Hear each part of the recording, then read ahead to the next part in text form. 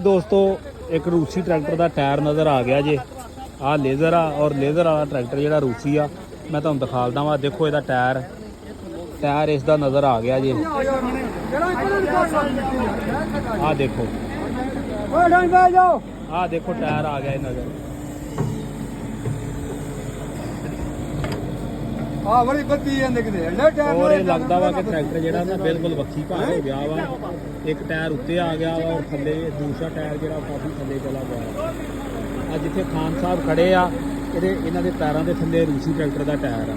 ਇਹ ਚਾਚਾ ਕਿਹੜਾ ਵਾ ਰੂਸੀ? ਕਿਹੜਾ ਮਾਡਲ ਜੀ? 98 ਮਾਡਲ ਰੂਸੀ ਹੈ ਜੀ। ਸਹੀ। ਉਹ ਜਿਹੜਾ ਦੂਸਰਾ ਵਾ ਉਹ ਕਿਹੜਾ ਵਾ? ਉਹ 82 ਮਾਡਲ। ਸਹੀ ਸਹੀ।